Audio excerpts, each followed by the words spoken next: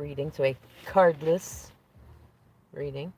And part of the reason for that, in fact, the biggest part of the reason for that, is because I am sensing that a lot of this weekend, or not this weekend, excuse me, this gateway.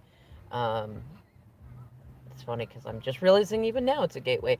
So, right now, as we speak, we are hitting the final hours of the beautiful Piscean energy that we've been. And it won't be all of it because, well, nothing in life is quite so clean a cut as that.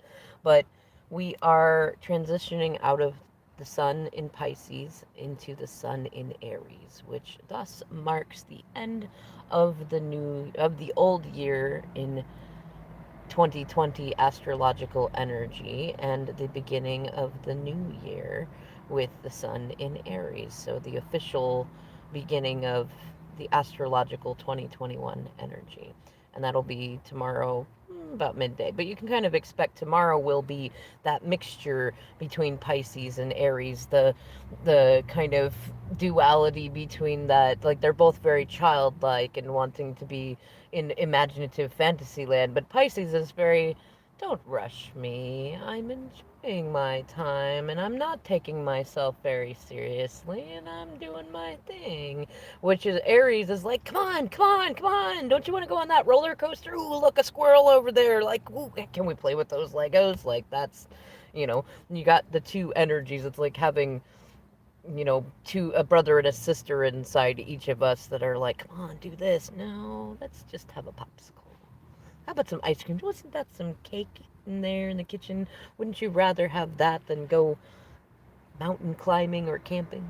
And so that's kind of the overall theme of energy for the day of transition, the very cusp of Pisces into Aries. So Happy New Year. Happy end to 2021, or sorry, to 2020, and beginning to 2021, astrologically speaking. And I,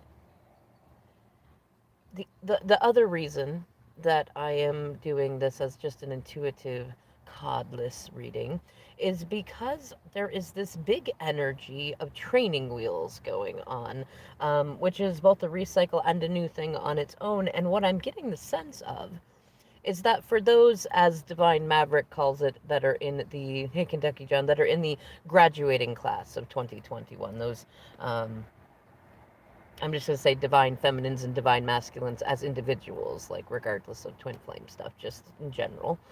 Those of you who have awakened and been doing a whole lot of healing work and things like that, like things, spirits are moving the training wheels because you're ready. And it might feel kind of scary to get on that bike and wobble back and forth and such, but you know you can do it. And you're not so scared to do it. That's the great thing. Like when Spirit says, off come the training wheels, you're kind of like, all right, all right. I'm going to take a minute to adjust to that. I'm going to use this Piscean energy to give myself permission not to rush too fast. But there will also be kind of this there's a song that's been following me all year that I love. It reminds me of my DM. It's by Leon Bridges and it's called Beyond. And part of the hook is, was it, do you think I'm being foolish if I don't rush in? And that's kind of that energy of like really enjoying the space and the time, and also feeling like maybe you're not quite as ready as you thought you were now that the manifestation is here, but also feeling much more ready than you would have been if it happened any other time. Enough that you're aware enough to recognize it's divine timing and that you really are ready. And all these little cobwebs that come up that say, maybe I can't do that job, or maybe this relationship isn't what I wanted, or maybe I'll fuck it up or something like that. You're just like, that's so silly. Like I can remember being in that place where I felt those things before, but nah, I'm gonna just enjoy this. And then there are those who, I want to say there's two other timelines. There are those who are just beginning their journey of awakening. not necessarily tomorrow per se, but you've probably been seeing it coming up, feeling a little more confidence, a little more radiance, a little more intuitive, things like that. And this will be kind of the obvious kind of happy birthday in the Frosty the Snowman fashion to your new powers, sort of, so to speak.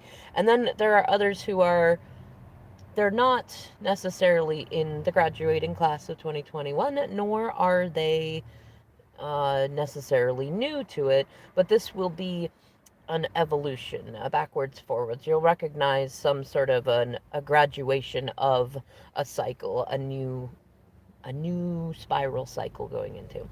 And that's why I titled the energy of this. Like, rather than picking a card for the energy, which I usually already have an idea of what the energy is going to be, I'm just going to go with my intuition, which says that that is what our overarching energy is, not just for this equinox, but for this next astrological year. So until next time, March 2022, sorry, March 20th, 2022, that will be our overarching theme is removing the training wheels, the next adventure. And, it'll probably come with some wobbliness and some scrapes and bruises and some wonderful adventurous stories and things like that. And the other thing, I have a song. If I have some homework for you, if you'd like it, a song by Andy Grammer, called "85," and I mean, definitely listen to the whole thing. But like when I heard it, I was like, oh yeah, that's what I needed in order to be able to do this reading specifically, because that's the other overarching energy of this year. Is there's a I don't know if it's a hook or a bridge or the chorus, but where he sings about, I don't want to be 85 and look back at my life and realize that I missed it chasing money. And boy, does that fit in with the theme in terms of astrology and my intuition, because if we look at the energy that we went through in 2021, we had a ton of stelliums, so like more, four and more placements in Capricorn. And like I'm a Capricorn sun myself, at least that's my birth placement. And I mean, yeah, there's a lot of themes that have to do with money. And if we look at all the people that have been around us collectively, both in and out of our tribes and communities, there's been a big focus on money. Not having enough, do we have too much, who do we share it with, how are we sharing it, how are we prioritizing our time, what kind of career are we building? Are we building a business? Are we working for somebody else?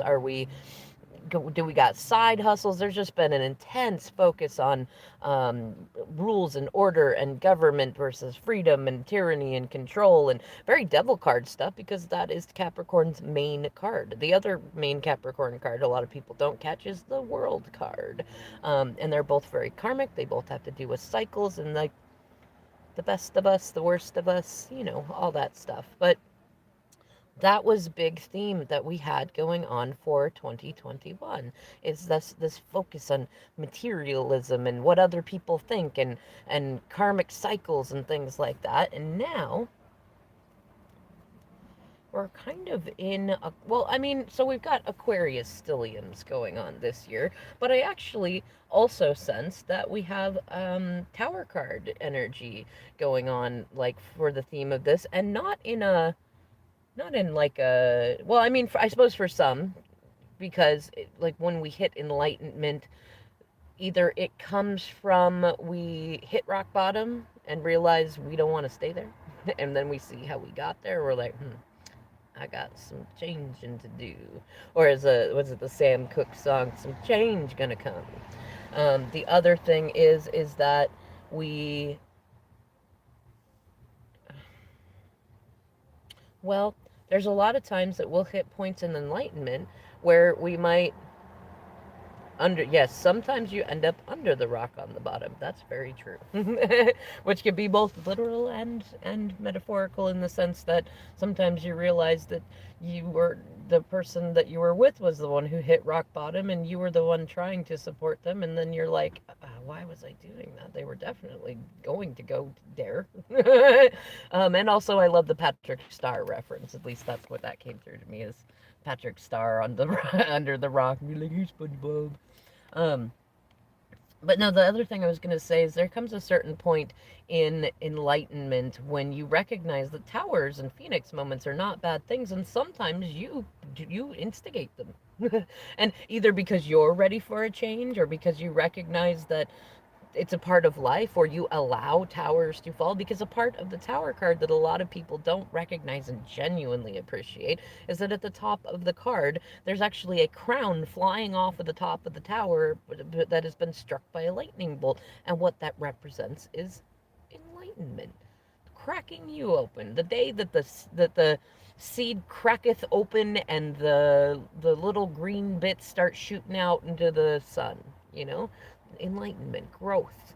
And that feels like a pretty big theme for 2021. And it makes sense because 2021 equals 5, which is the Hierophant. And already within 2021, we have 2 High Priestess as Emperor and the World card and the Magician card. So a lot of initiations, I think a lot of kind of I told you so energy from High Priestess, Divine Feminine types, but it's not the haughty, like, I told you so, you should have done this. No, it's more like in the back of your mind you're recognizing that, if you are Divine Femme, that you knew exactly what was going to happen.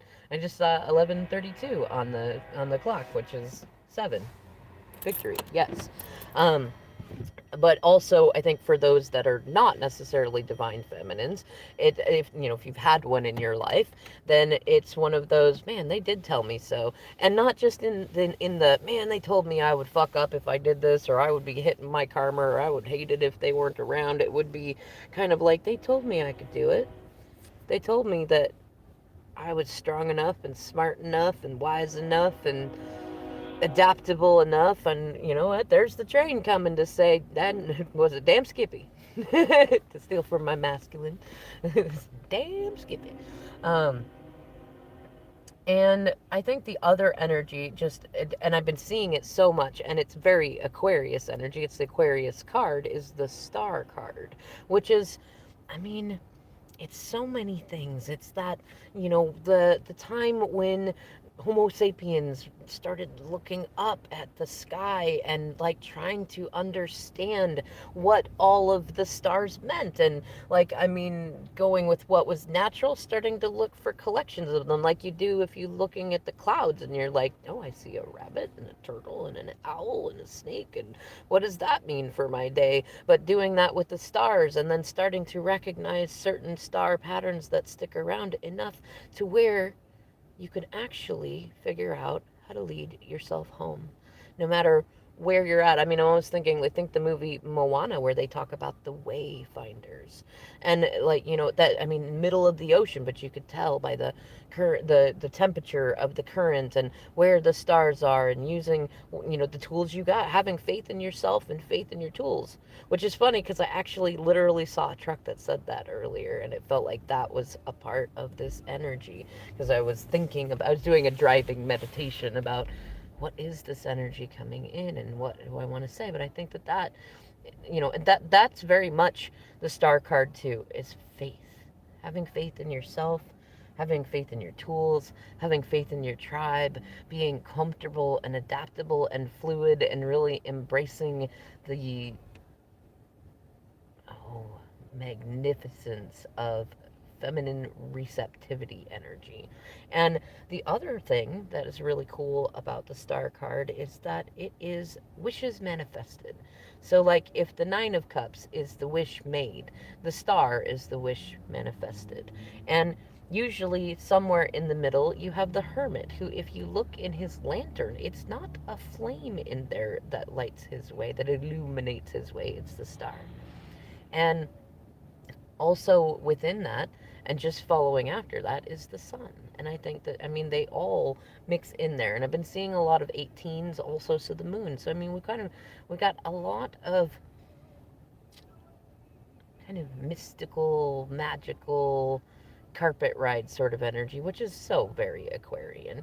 And we're also going to be seeing a fair amount of mixtures in with more Piscean energy coming through the year.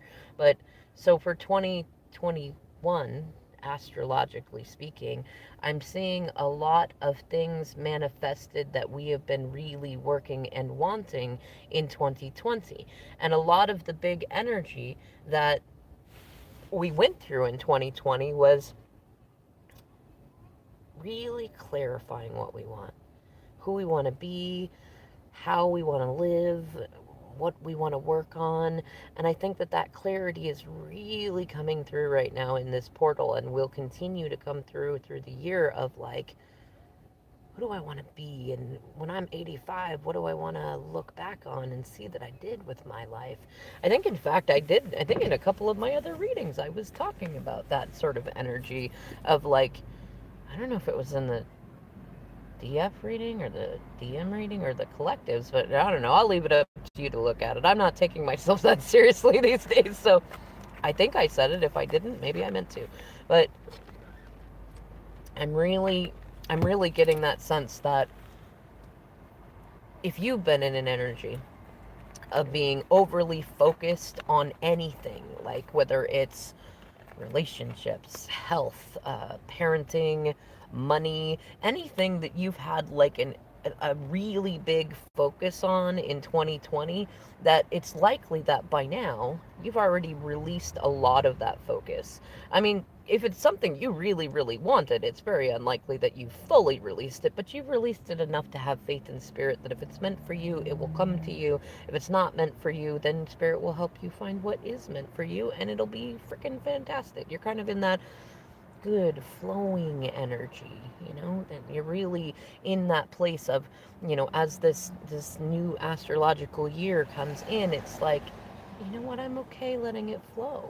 I don't need to control it. I don't need to worry about it. Endings and new beginnings come in all the time, and it's okay to have space between things, because that's the exact thing that makes music is the space between the notes. And I think especially if you've been working with somebody, and I really get a sense that this is going to be in multiple areas of your life, and it's going to fit along with this energy that is carried over since the last blue moon, that I believe will carry over to our next blue moon, of expect the unexpected. And I really emphasize, make sure that when you're getting in there, like, set intentions for pleasant surprises. Like, call in pleasant surprises, call in joyful amazement. That has been so beautiful. I've loved that intention to play with, and it's been really, really fun.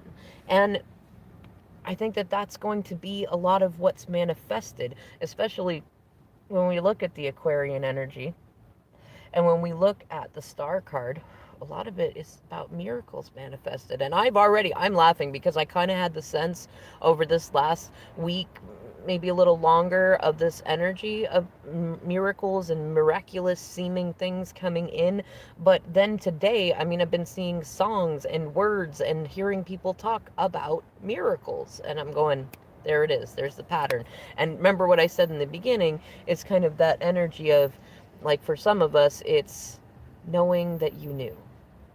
And that for me is, definitely coming in. Like, I did know that, and I knew that, and I knew that, and I knew that. And I may not have known that, but that was during a time when I knew that I needed to not focus on not knowing everything. Right? And that's really fun energy to be in. Now,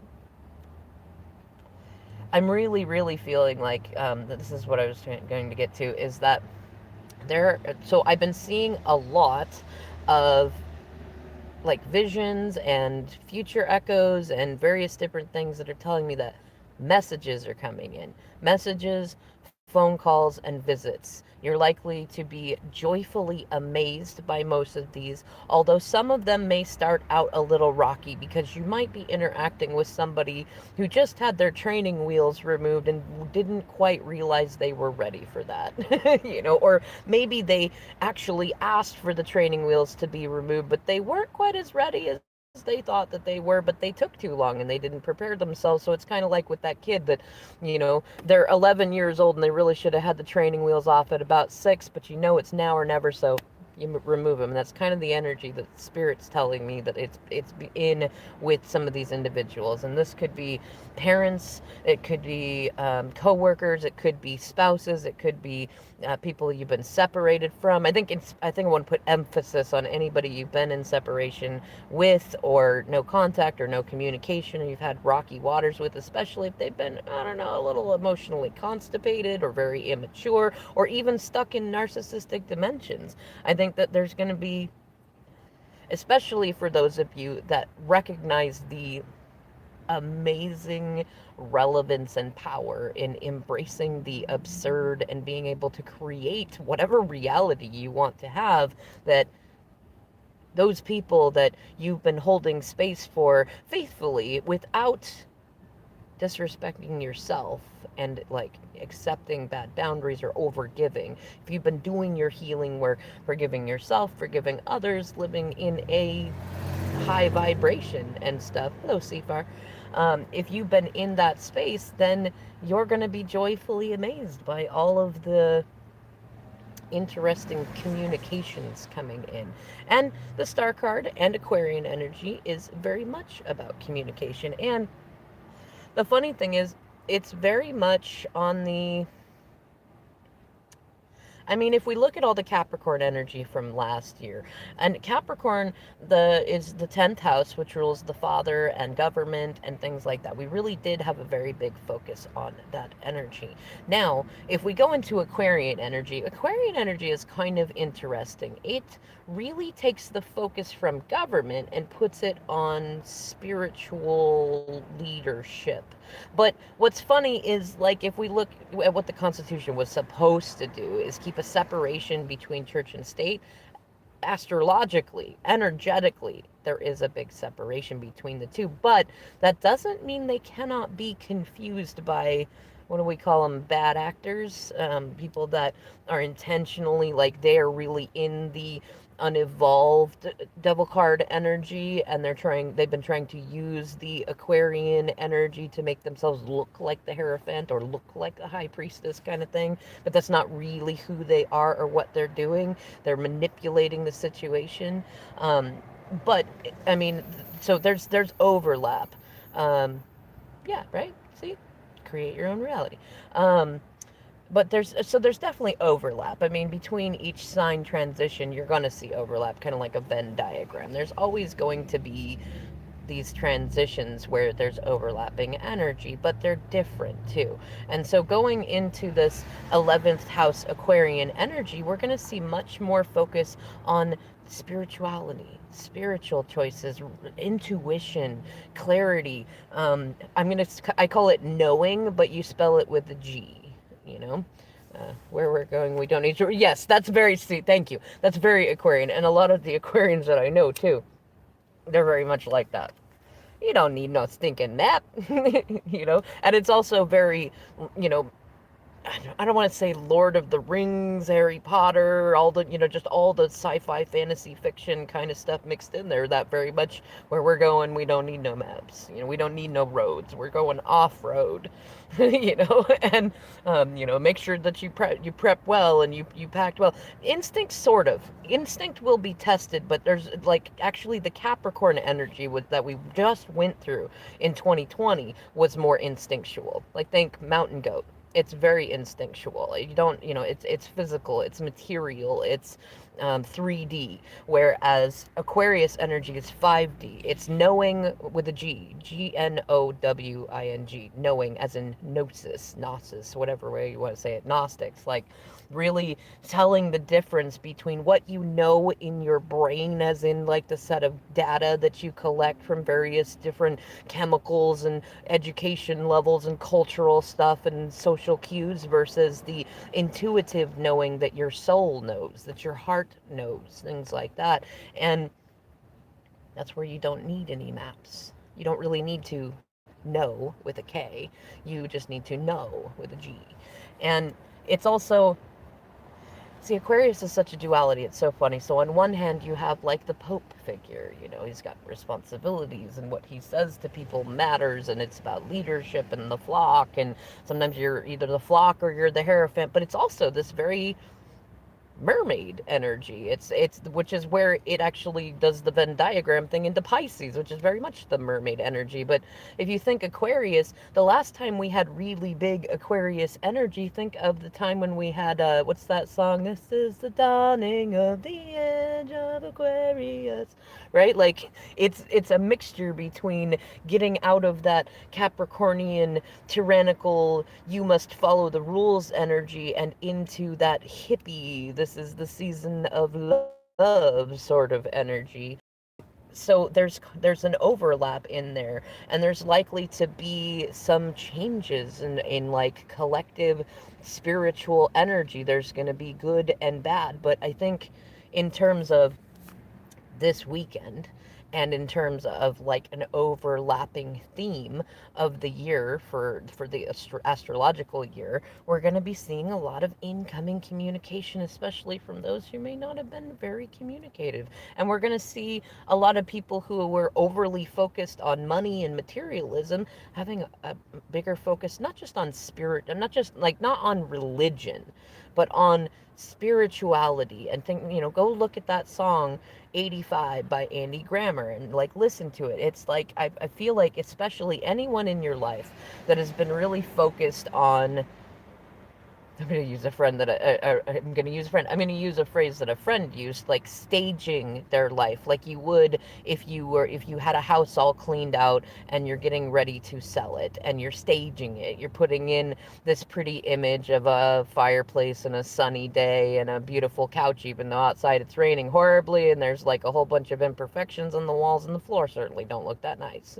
Like you're like this energy of staging it, wanting it to look good, worrying about what other people think, or as this aired show, worrying about rushing or getting in trouble, or like, hiding imperfections, and going into this energy where it's like, do I really want to spend the rest of my life worried about what other people think? Do I really want to cheat people and stage it so that it's not real? Do I really want to look back at my life when I'm old and I can barely move and I got somebody helping me to eat this sandwich, and realize I missed my life worrying about what other people thought?